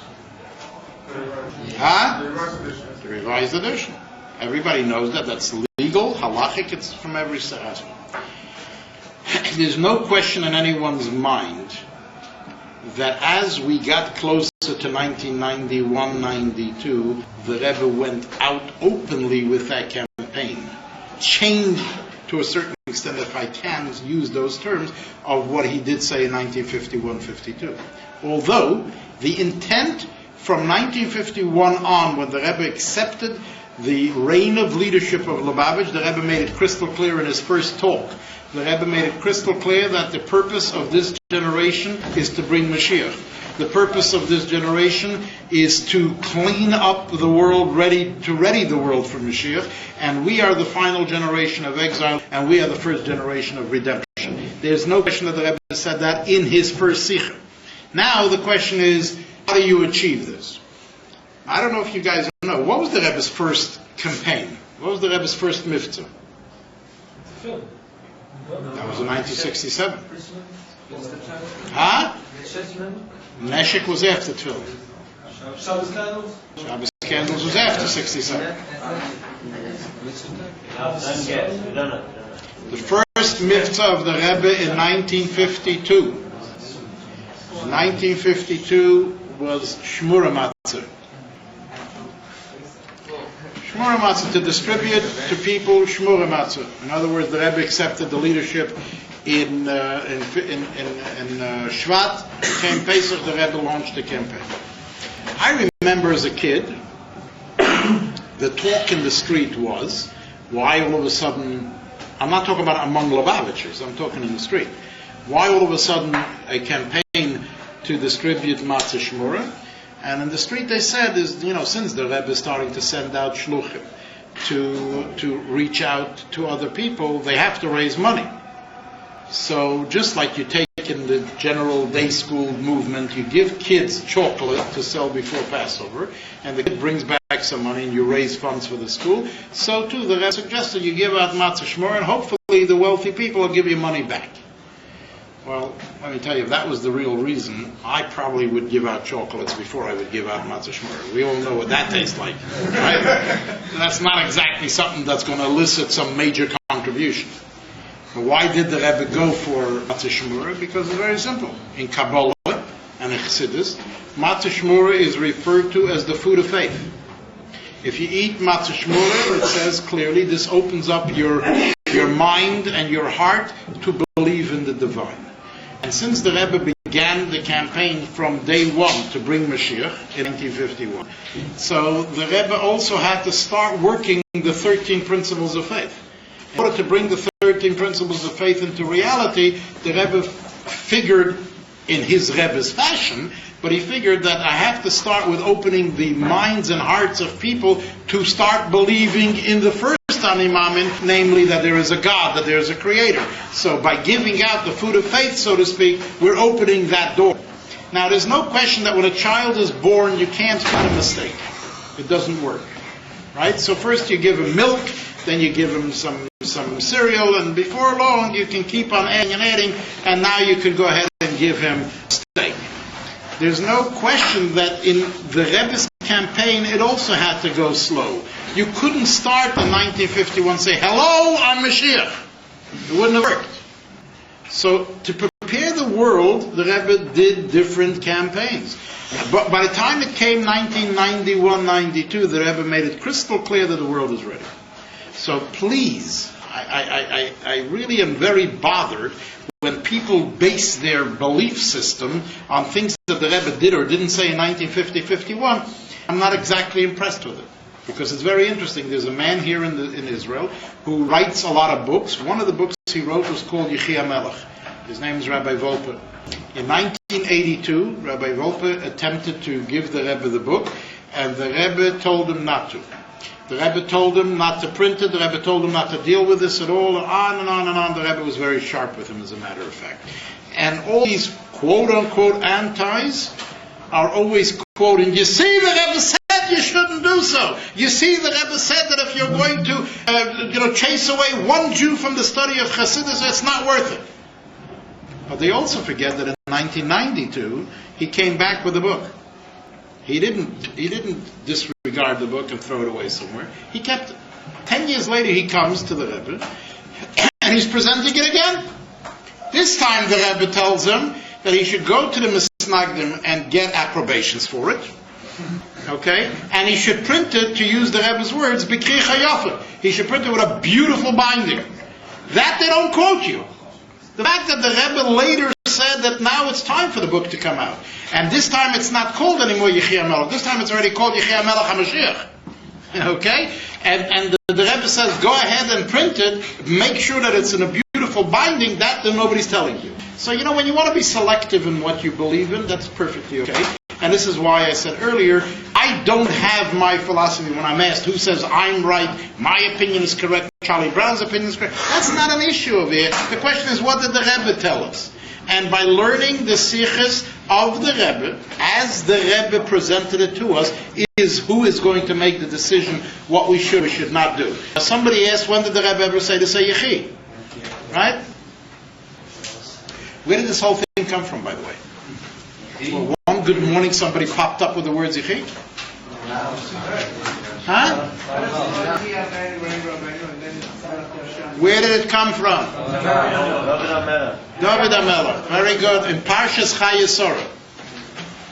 In Parshas Chayesora, the Haftorah tells us a story about David HaMelech who is sick. And he's about ready to pass away. And his children are already running outside and they scream, Yechi HaMelech, and on and on and on and on. And Shlomo HaMelech is being left out of everything. And his mother Bathsheba is being left out of everything.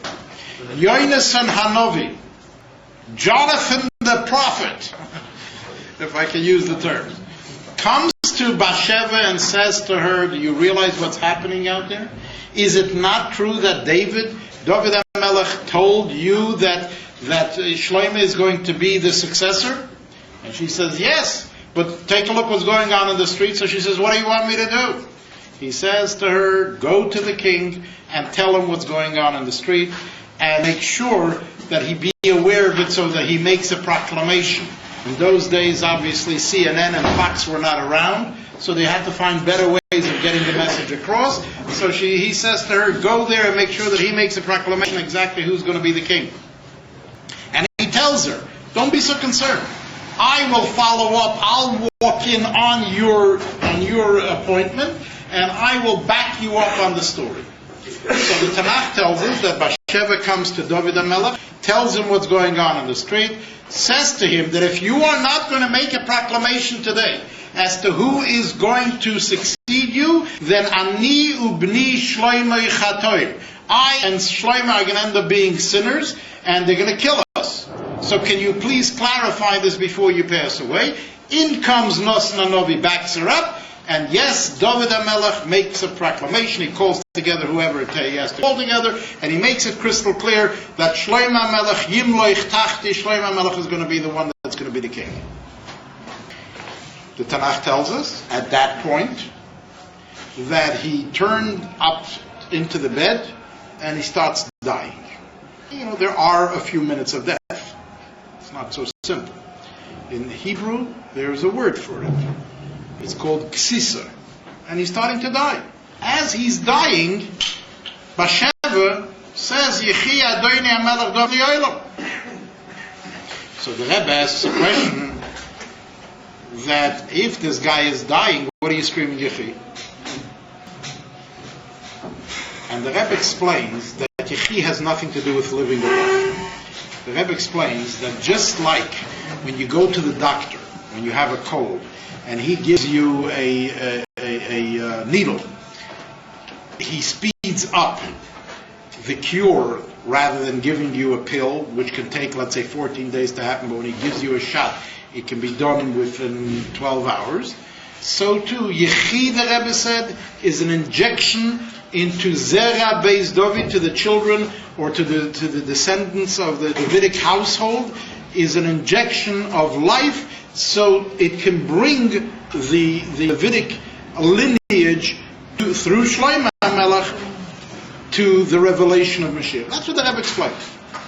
As a matter of fact, in that Sikha, the Rebbe uses terms of Yechi, the Hokitzu V'rananu Sheikh Neofer, the Yechi of those who are already sleeping in the dust.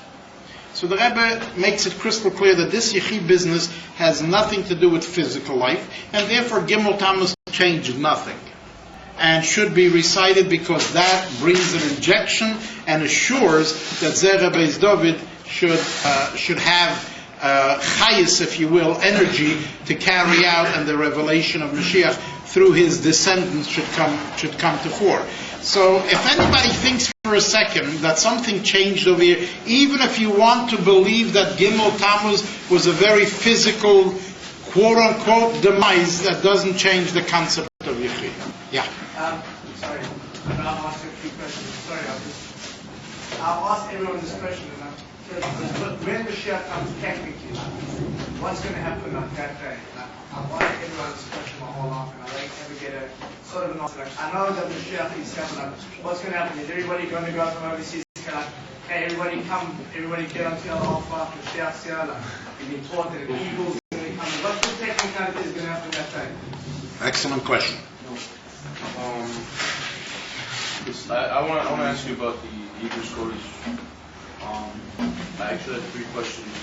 Is there any, historically in Judaism, is there any similar things that you could say? Number two is, why is it that by Meshach's Lubavitchers, it's of course like no question. It's even like there's no question that the Rebbe is alive, but it's like nothing to say that the Frierdiker Rebbe or the other Rebbe passed away. When the Rebbe himself said that the Frierdiker Rebbe never passed away. And third of all, I'm very confused because I don't know anything about it, but when it was Bar Kokhba, Rabbi was it Akiva. He was the leader of the generation over there. He was the Nasi, right? No. And he wasn't regarded as Mashiach, but for some reason now Nasi equals Mashiach. Very good. All right, excellent. Let's just get all the questions and together I'll answer you all. My question is, one of the statements the Rebbe said in the revised years, towards the, from Israel, according to the Thomas, there's no explanation why Mashiach hasn't come. So how could we say that anything that we do is going to help bring Mashiach faster? Very good. I was going to talk about that anyway. Go ahead. What's the point of getting other people to say it? Very good. I answer your answer too. I remember every question, so don't get scared. Well, why does it matter who Mashiach is? I mean, if someone every day they want Mashiach now, that means they really feel that they want Mashiach. So what does it matter who the person is or whatever? What's the whole issue with the ayah? Like, the Rebbe's blood is there, it's not there, like that. What does it mean like open up the eye? What means open your eyes? Usually it means to open your eyes. I mean,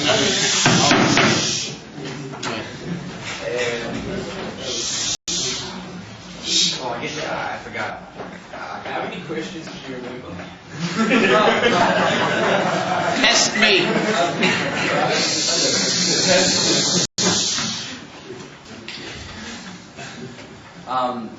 Where? It's very easy to hear a lot of questions and then make one big challenge of all of it.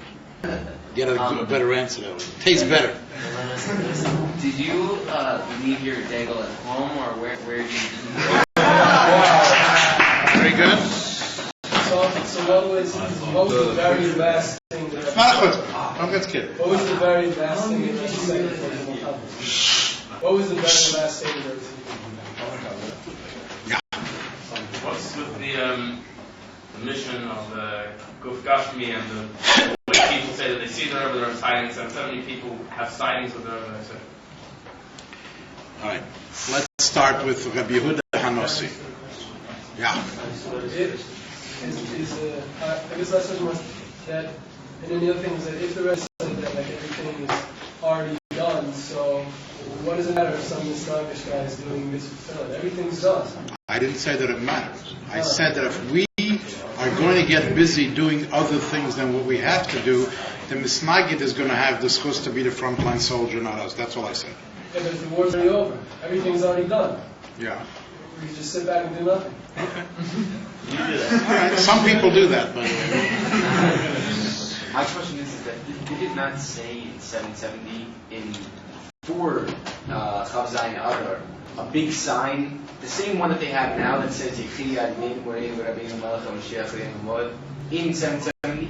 And the Rebbe, I mean, this is before when the Rebbe couldn't speak anymore. So, I mean, obviously, if you put up that sign, then the Rebbe for sure was pro. I will actually show you videos that they sing Yechi while the Rebbe is coming down from the bima. Right. And another question is what's the deal with what's going on in 770 now? And how is it that some one guy got hold of 770 and might possibly turn it into something that it shouldn't be? Okay. Yeah. Just a yes no question. I heard from Rabbi Gavin that he thinks it's mashma from Rebbe's when he says that the war of Gog and Magog hasn't happened yet.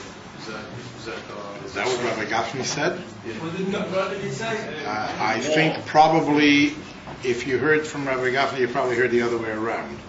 The Rebbe said that Gog and Magog did already happen. Not that it did not.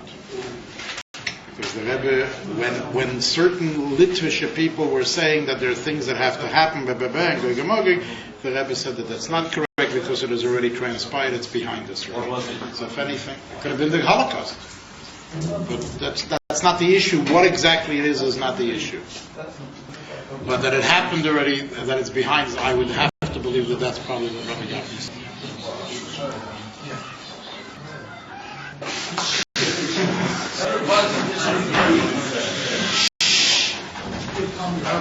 I just have to answer all the questions. A few years ago, I studied Kislev. There was a fight in 770 apparently. And I saw a video where there's a guy standing in front of the bima with another guy. And so one fella decks the other guy, like right in the face. Like left. Decked him right in the face. And like, why is that not the biggest deal, the problem? The infighting in the Bible is the biggest deal. It's like, everybody's talking about, this and that. Why don't we just need to come to an agreement of terms that people aren't going to deck each other in the middle of the Rebbe's shul? You want to fight, go outside. Okay. I'm going to have to cut it to a step because he's going to chase me out of here soon. Let me answer these questions and then we'll get back. If there's anything left, we'll go and ask the other questions. First of all, again, let's make one thing clear. That what we do have to do is what the Rebbe told us to do. When did the Rebbe tell us to do? Again, there are periods of time, and I really wouldn't even want to use the term revised times as you use, but rather use times that we matured enough. When the child, as I said earlier, when you start feeding the child, you can only give him liquids, and then eventually you can give him a little bit more solids, and then you can go ahead and give him an entire meal with a steak course, so to speak. That is because of maturity. The child's system is now matured enough that it can eat a full meal without vomiting everything out. When the Rebbe used this, he was basically, nurturing or nursing the baby from 1950 with milk, and then eventually with cereal, and eventually with baby food, and whatever it be, until the Rebbe feels and felt and said it crystal clear that now the world is ready to accept this. So it's not a revised thing, it's the Rebbe matured the world to be able to hear and to do these things. So if we are going to look at Sichos, it's not a question that the Rebbe revised anything. It's a question of that the Rebbe said, okay, this is my objective from day one, but there is a job here to achieve. Now we find something very interesting, that on the 28th of Nisan, the Rebbe gets up one good afternoon, and the Rebbe is screaming that he's done everything he can, and he no longer can do anything anymore. Now you do everything. And even then the question wasn't, today the question doesn't change, how could it be that the Rebbe cannot do it and we can? If we are nothing more than extended arms of the Rebbe, or to use the expression of the Rebbe's letter, if he's our head and we're the limb, so the foot could do something that the head can't do, it's virtually impossible. However, the answer to that is as follows. The Rebbe had a great-grandfather who also happened to like the issues of Mashiach and redemption very much, and his name was the Maharal of Prague. I'm sure you'll remember that guy, the one that developed that big goylem, the dummy. The Rebbe also produced a lot of dummies, but the Maharal wrote a book. The book the Maharal wrote is called Netzach Yisrael. In that book he writes the following, that the procedure of the redemption that's coming is along lines of the redemption that took place from Egypt. And he says that the redemption from Egypt was a 40-year process. The Jews left. We're going to read this week in the Parsha Shabbos, we're going to read the Jews are leaving Egypt, right? The Maharal says they didn't leave because within days the Egyptians went chasing them. It wasn't a total redemption, right? When they crossed the Red Sea, they weren't free yet because the Amalekites came after them and they had another war. So when did they really become totally free? 40 years later when they went into Israel. So he writes that if the coming redemption is going to be along the same lines of the previous redemption, so it's going to be a 40-year process. That's what he writes. And he writes the following, that Mashiach is going to show up, this guy who is supposed to be Mashiach is going to show up, and for 40 years he's going to present his credentials. After 40 years, when he finishes presenting his credentials, he writes, he no longer will be able to do anything. Period. Finished. He's finished. After that, it's going to be up to the entire Jewish people to accept the yoke of reign of leadership to bring the revelation of Mashiach. And he says, "V'hadohu d'chsiv." This is what it says in the verse in the Torah. Hayom, today Mashiach can reveal himself in Bekoilos Ishma if you hearken to his commands. So if you declare him and accept yourself as being his limb, if you will, and that you're going to follow his ways and you're going to coronate him, quote unquote, if you will, as the king, then he will reveal himself, but he no longer can do anything. Now, let's take a look, a little historic data here. 1951, the Rebbe accepts the leadership. 1991, right, the Rebbe makes this declaration. He accepted the leadership, Yud Shvat, or the 11th of Shvat, Yud Aleph Shvat, technically. Right? When did he make that declaration? In Nisan. 1 month later. A month and a half later. Right? Well, that's what it is. From Yud Shvat to the 28th of Nisan is a month and a half. 6 weeks. Huh? Why 2.5? 8 weeks later. But the Nakud, not months. The Nakuda of it is that 40 years to the day, the Rebbe, obviously, by the way, which answers his question about opening eyes. See, I could bring it all together. The Rebbe says, have brains, open your eyes. What means open your eyes, by the way? You ever notice when you go to an ophthalmologist, what does he do to you? He puts drops into your eyes. Instead of starting to see better, all of a sudden everything is blurred. Right? But why does he do that? In order that after that he would be able to really see your numbers so he can really open your eyes. Right? I mean, the truth is, spiritually it's no different, because everything Begashmi that's physical is really an offshoot of spirituality. Mipsori echaz eleka is the expression that you can tell how the divine operates from the flesh. The way we see it, that's how it works up there, except we're a reflection of it. So when you see that in the physical, we use the terms open your eyes. When you went to the ophthalmologist, and before you could physically open your eyes and have 20/20 vision, you end up having a blur. Well, there's no difference today either. So the Rebbe is sitting and pleading with us, please open up your eyes and see, A, that the redemption is underway, B, take a look at all the events that are transpiring in the world around us, and C, take a look that Mashiach is sitting with you in the room here now. Correct? However, something, we're not that smart. We really didn't open the eyes well enough. We really didn't come to the recognition that these things are really happening and it's big time. So comes a point where the Rebbe says, hey, I have no choice. I got to tell you that after 40 years, I no longer can do anything anymore. I've done everything I can. I've presented my credentials. I've done in preparation of the world for the revelation of Mashiach as much as anybody will ever be able to do. Now it's your task to accept the yoke of leadership of Mashiach in order for me to be able to reveal myself. So the question became before, why is it so important to tell everybody to say, or who's Mashiach, or whatever it may be? The answer is very simple. If Jews are going to have to follow Mashiach, Jews are going to have to know that there is such a guy. And if Jews are going to have to know there's such a guy, they also have to recognize that it's not Charlie Brown. They're going to have an identity. This is the man. And therefore, yes, it becomes an important thing. Take a look how ironic things are. In the world, everybody says every day in their siddur, Ani Mamin. After davening, if you take a look at all the siddurs other than the Chabad siddur, there is the 13 principles of faith that's recited every morning.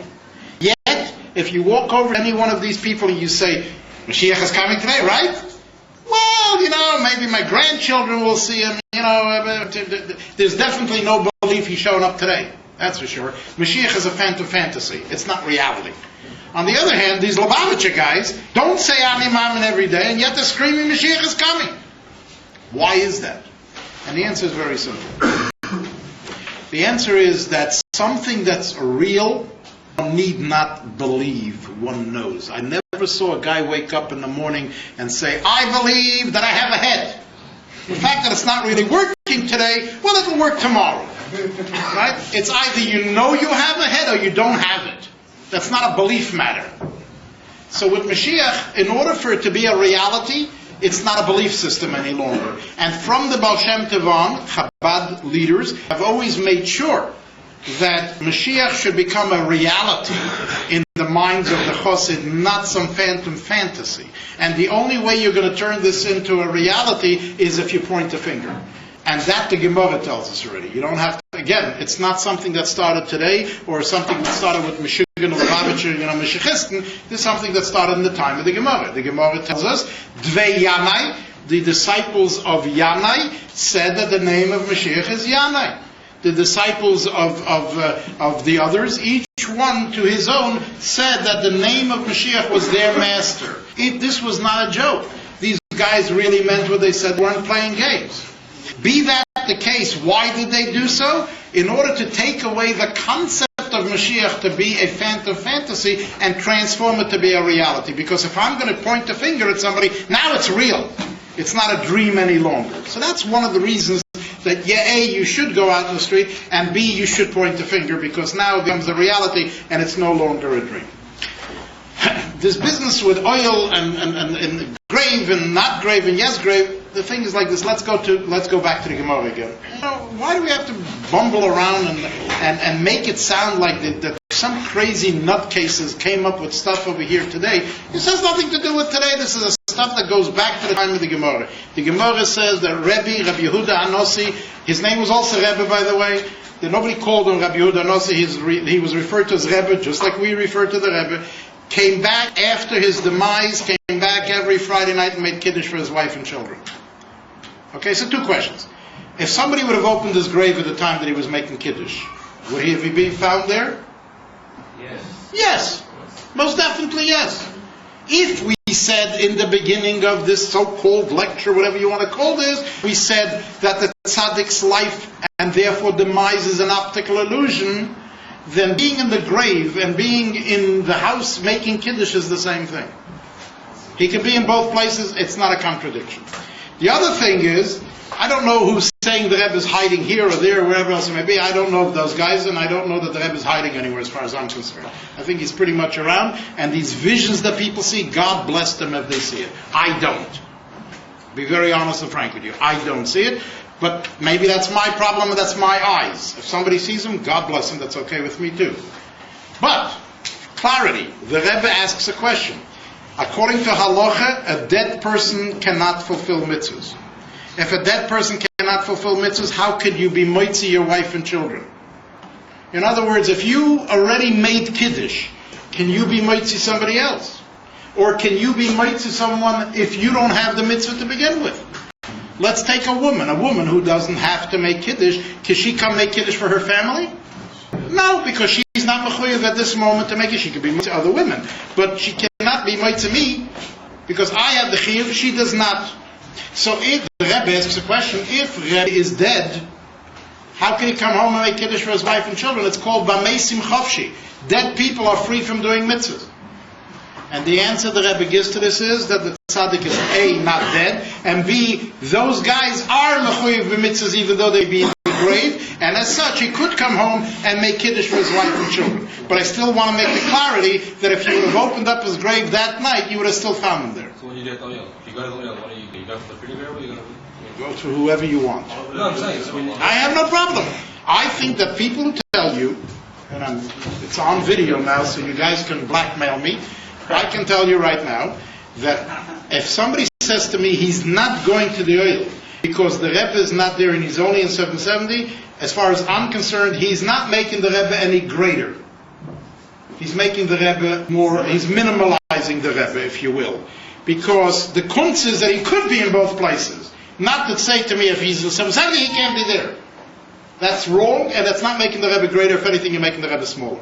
So I don't have a problem. Somebody wants to go to the oil because he's going to the Frierdiker Rebbe, God bless him. Somebody's going to the oil because he feels he's going to the Rebbe, God bless him. So I don't have a problem with anybody going where they want. This is not where Judaism is at. Does that mean it's good to the oil? Who cares? First of all, that's not correct, because the guf at the oil and the neshama is somewhere else, that's by every Jew. That's by every Jew. A person dies, his body is in the grave. That's a fact. Does that go back to the story of Rebbe? That if you make Kiddush, was he actually physically there, or was it... He was physically there. Actually, even Art Scroll Gemara Even Artscroll Gemara writes that he came with his best Shabbos clothing to the house to make Kiddush. Did you say that the Rebbe's in 770, then why can't you see him? That's the problem. Again, if I don't see something, a blind guy doesn't see something, that means the thing is not there, the colors are not colors. That's my problem. I have a problem with my eyes, so fix your eyes, go to the doctor, check it out. Whatever it may be, that doesn't change anything. That is not what changes something.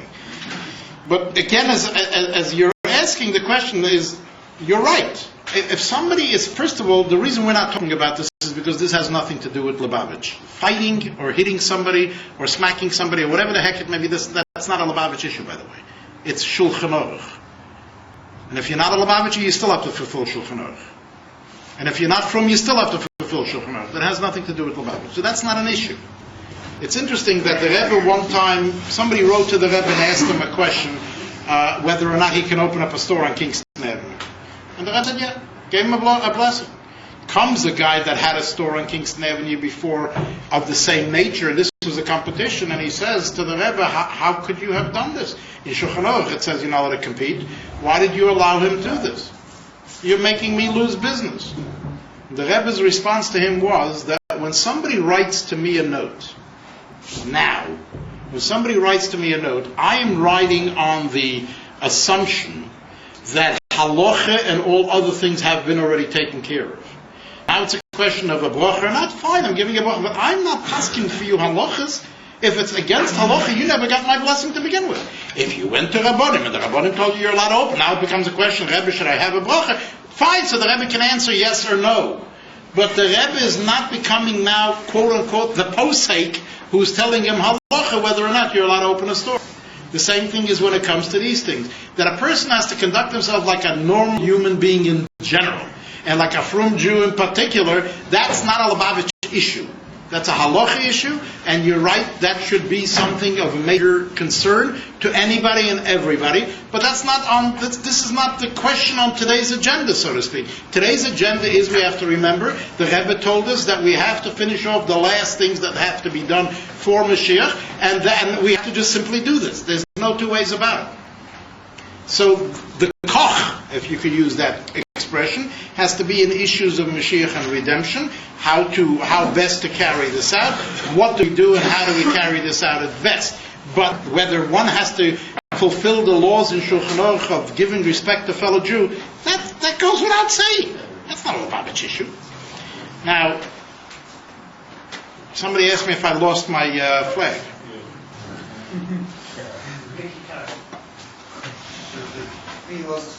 Can I rephrase?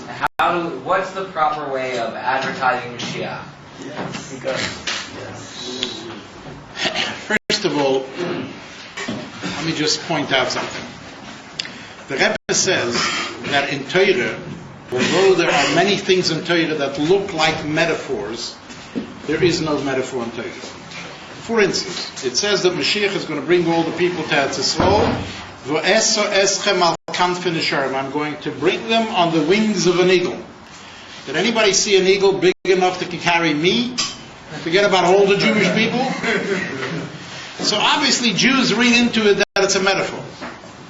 The Rebbe says, no, it's not really a metaphor. The Rebbe says the following. The Rebbe says, if you can bring 16,000 Jews to Israel in 24 hours, which there was an operation, it was called an Operation Magic Carpet. They brought from African countries, they brought 16,000 Jews in a 24-hour period. The Rebbe said that was the beginning of the collecting Jews, bringing them to Israel. And the Rebbe said, how did they bring them? They brought them with the then brand new plane that had just come out, a Boeing 747. At that point, the 747 was the first wide-bodied plane that came out, and that's what they did. They took out all the chairs, all the seats, and they literally chained them down to the floors, and this is the way they were able to load in a lot more people than the 380 people that could sit in the plane. So the Rebbe said that was the beginning of I'll bring you on the wings of an eagle. And the Rebbe says that by no sheer coincidence, in the aviation industry, a 747 was referred to at that time as the Steel Eagle. Huh? You're going back in the late 70s. Ethiopia is correct. I know the contradictions. I know the whole thing. I'm not here to discuss the. I'm just telling you what the Rebbe said. The Rebbe said that the 747 at the time was referred to as the steel eagle, and as such, the Rebbe said, the concept of "I will bring you on the wings of an eagle" is a reality, not a metaphor. Did the Rebbe ever speak about flags? No.